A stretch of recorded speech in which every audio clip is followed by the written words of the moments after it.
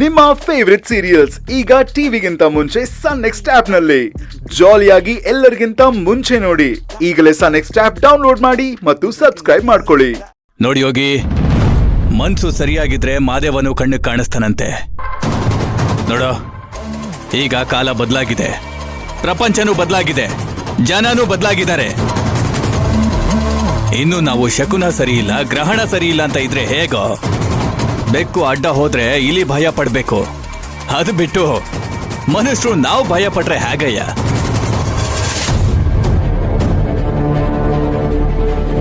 ವಿಧವೆಯರು ಶಾಸ್ತ್ರ ಮಾಡಬಾರ್ದು, ಹೆಣ್ಮಕ್ಳು ಮನೆ ಬಿಟ್ಟು ಆಚೆ ಬರಬಾರ್ದು ಅನ್ನೋ ಕಟ್ಟುಪಾಡು ಸಂಪ್ರದಾಯ ಇನ್ನು ಹಾಗೆ ಇದ್ದಿದ್ರೆ ಈ ಹೆಣ್ಣು ಮಕ್ಳುಗಳು ಎಷ್ಟೋ ಜನ ಮನೆ ಬಿಟ್ಟು ಆಚೆನೆ ಬರ್ತಿರ್ಲಿಲ್ಲ, ಅಲ್ಲೇ ಇರ್ತಿದ್ರು. ನನ್ನ ಅಳಿಯಂದ್ರು ಹೇಳೋದೇ ಸರಿ ಇದೆ. ನಮ್ಮ ಮಕ್ಕಳಿಗೆ ಒಳ್ಳೇದಾಗ್ಬೇಕು ಅಂತ ಬಯಸೋದೇ ಅವರ ಅಪ್ಪ ಅಮ್ಮಂದಿರು.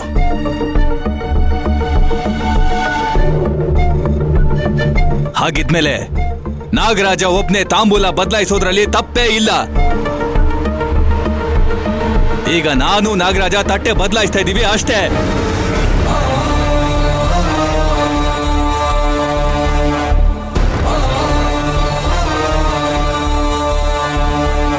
ನೀನು ಹೀಗೆ ಮಾತಾಡ್ತೀಯ ಅಂತ ನನಗೆ ಮುಂಚೆನೆ ಗೊತ್ತಿತ್ತು.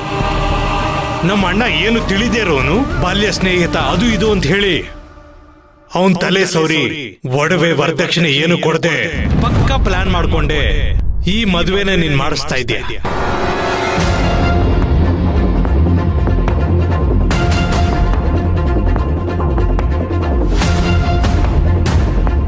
ಯೋಗರಾಜು, ನೀನ್ ಮಾತಾಡೋ ಸರಿ ಇಲ್ಲ, ದಯವಿಟ್ಟು ಇಲ್ಲಿಂದ ಹೊರಟೋಗು. ಅಯ್ಯೋ, ನಮ್ ಪಪ್ಪ ನಿಮ್ ಒಳ್ಳೇದಕ್ಕೆ ಹೇಳ್ತಿರೋದು, ಅರ್ಥ ಮಾಡ್ಕೊಳ್ಳಿ. ನಿಮ್ ಮಗ ಗೌರ್ಮೆಂಟ್ ಜಾಬ್ ಅಲ್ಲಿ ಇರೋದು, ಮನೆ ದುಡ್ಡು ಆಸ್ತಿ ಪಾಸ್ತಿ ಎಲ್ಲ ಕೊಟ್ಟು ಮದ್ವೆ ಮಾಡ್ಕೊಡಕ್ಕೆ ಕ್ಯೂ ನಿಂತ್ಕೋತಾರೆ. ನೀವು ನೋಡಿದ್ರೆ ಬಿಡಿಗಾಸು ಕೊಡದೆ ಇರೋ ಕಿತ್ತೋದ್ ಮನೆಯಿಂದ ಹೆಣ್ ತರ್ತಾ ಇದ್ದೀರಾ.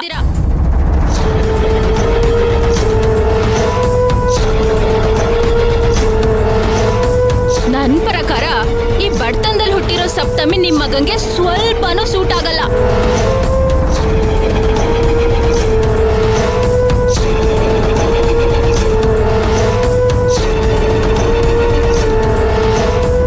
ಇವಾಗ ನಾನ್ ಮಾತಾಡೋ ಟೈಮ್ ಬಂದಿದೆ, ನಾನ್ ಇವಾಗ ಸುಮ್ನೆ ಬಿಡಲ್ಲ. ಏಯ್, ನೀನ್ ಇಷ್ಟ ಬಂದಂಗ್ ಮಾತಾಡ್ತಿದ್ಯಾ? ನಾವೇನಿಲ್ಲಿ ಗತಿ ಕೆಟ್ ಬಂದಿದೀವಿ ಅಂತ ಅನ್ಕೊಂಡಿದ್ಯಾ? ಮಂಜರಿ, ಇಲ್ಲಿ ಕೇಳು, ನಿಮ್ ದೊಡ್ಡಪ್ಪನ ಮಗನ್ಗೆ ಯಾರಾದ್ರೂ ಮನೆ ಬಂಗ್ಲೆ ಕಾರು ಕೊಟ್ಟು ಮದ್ವೆ ಮಾಡ್ಕೋತೀನಿ ಅಂದ್ರೆ ಮಾಡ್ಕೋಬೇಕಾಗಿತ್ತು. ಅದ್ ಬಿಟ್ಟು ನಾವೇನೋ ನಿಮ್ ಆಸೆಗೆ ಅಡ್ಡ ಬಂದಿದೀವಿ ಅನ್ನೋ ತರ ದೊಡ್ಡದಾಗ ಬಂದು ಎಗರಾಡ್ತಾ ಇದ್ಯಾ? ಈಗ್ಲೂ ಕಾಲ ಮಿಂಚಿಲ್ಲ, ನಿಮ್ ಅಣ್ಣನ ಕರ್ಕೊಂಡು ಹೋಗಿ ಮದ್ವೆ ಮಾಡಿ ಹೋಗೋ. ಯಾರು ಇಲ್ಲಿ ನಿಮ್ ಕೈಕಾಲು ಹಿಡ್ಕೊಂಡು ನಿಲ್ಸಲ್ಲ.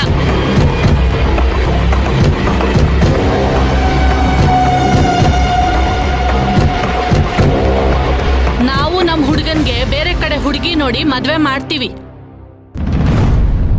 ಅದನ್ನ ನಿಮ್ ಹತ್ರ ಹೇಳಿಸ್ಕೊಳ್ಳೋ ಅವಶ್ಯಕತೆ ಇಲ್ಲ. ಮೊದ್ಲು ನೀವ್ ನಿಮ್ ಹುಡುಗಿನ ಕರ್ಕೊಂಡು ಹೋಗ್ತಾ ಇರಿ.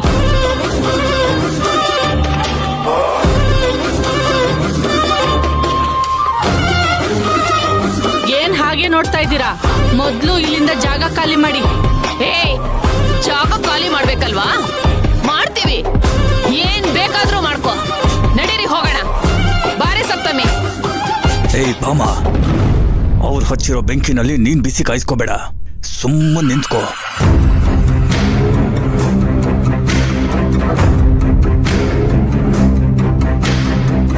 ಏನ್ ವೆಂಕಟಪ್ಪ ನೀನು, ನಿನ್ನ ಹೆಂಡತಿನೇ ಈ ಸಂಬಂಧ ಬೇಡ ಅಂತ ಹೇಳಿದ್ಮೇಲೆ ಇಲ್ಲೇ ಜಾಂಡ ಹೊಡ್ಕೊಂಡು ನಿಂತ್ಕೊಂಡಿದ್ಯಲ್ಲ.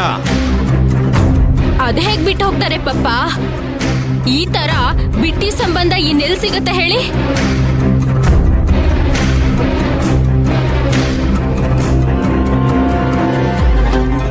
ಅದಕ್ಕೆ ಮಾನ ಮರ್ಯಾದೆ ಹೋದ್ರೂ ಪರವಾಗಿಲ್ಲ ಅಂತ ಇಲ್ಲೇ ನಿಂತ್ಕೊಂಡಿದ್ದಾರೆ 3 ಬಿಟ್ ಜನ.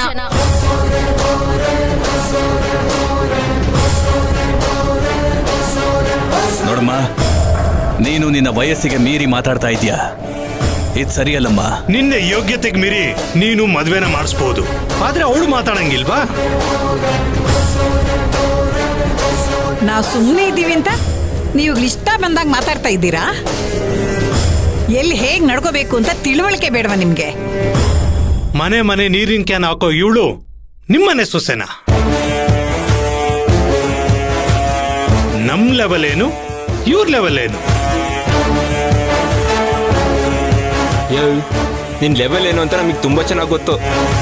ಸ್ವತಃ ಅಣ್ಣಂಗೆ ಮೋಸ ಮಾಡಿ ಮನೆ ಬರ್ಸ್ಕೊಂಡಿರೋ ನಿನ್ಗಿಂತ ಇವ್ರು 1000 ಪಟ್ಟು ಮೇಲು.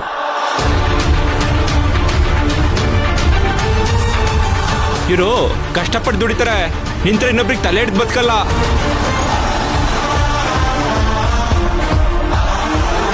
ನೋಡು, ನನ್ನ ಮಾತು ಕೇಳು. ಈ ಬೀದಿ ಭಿಕಾರಿಗಳ ಸಂಬಂಧ ನಮಗ್ ಬೇಡ.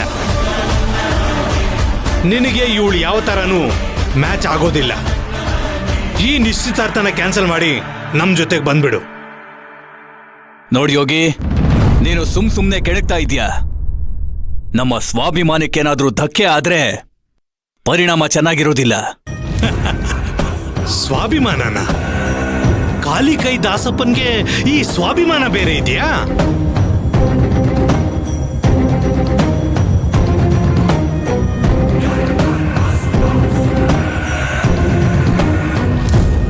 ರೀ, ಬೇಡ ರೀ. ಶುಭ ಕಾರ್ಯಕ್ಕೆ ಬಂದು ಅಡ್ಡಿ ಮಾಡಬೇಡಿ. ಬೇಕಾದ್ರೆ ನಾನು ನಿಮ್ ಕಾಲು ಬೀಳ್ತೀನಿ. ಹೋಗಿ ಆ ಕಡೆ ಬಂದ್ಬಿಟ್ಲಿಲ್ಲಿ. ಯೋ ವೆಂಕಟಪ್ಪ, ನಿನಗೆ ಸ್ವಲ್ಪ ಆದ್ರೂ ಮಾನ ಮರ್ಯಾದೆ ಅನ್ನೋದು ಏನು ಇಲ್ವಾ? ಇಷ್ಟು ಹೇಳಿದ ಮೇಲೂ ಇಲ್ಲೇ ನಿಂತ್ಕೊಂಡಿದ್ದೀರಲ್ಲ, ಹೋಗ್ರಯ್ಯ. ಏಯ್!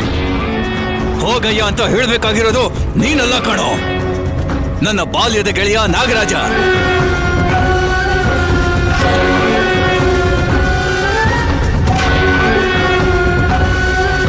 ಯಾಕೆ ಗೊತ್ತೇನೋ? ಮೊದಲು ಬಂದು ಅವನು ನನ್ನ ಹತ್ರ ನನ್ನ ಮಗಳು ಸಪ್ತಮಿನ ಸೊಸೆ ಮಾಡ್ಕೋತೀನಿ ಅಂತ ಹೇಳ್ದವನು. ಅವನು ಬಂದು ಕೇಳಿದ್ದಕ್ಕೇನೆ ನಾನು ಈ ಸಂಬಂಧಕ್ಕೆ ಒಪ್ಪಿಗೆ ಕೊಟ್ಟಿರೋದು. ಇದೆಲ್ಲ ಏನು ಹಿಂದೂ ಮುಂದೆ ತಿಳ್ಕೊಳ್ದಲೆ ಬಾಯಿಗೆ ಬಂದಂಗೆ ಇಷ್ಟ ಬಂದಂಗೆ ಮಾತಾಡ್ತಾ ಇದೆಯಲ್ಲ, ಸ್ವಲ್ಪನೂ ಬುದ್ಧಿ ಇಲ್ವಾ ನಿನಗೆ?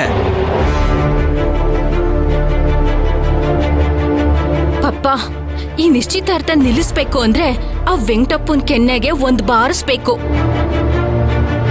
ಹಿಂದೆ ಮುಂದೆ ನೋಡ್ದೆ ಒಂದ್ ಸರಿಯಾಗಿ ಕೊಡಿ.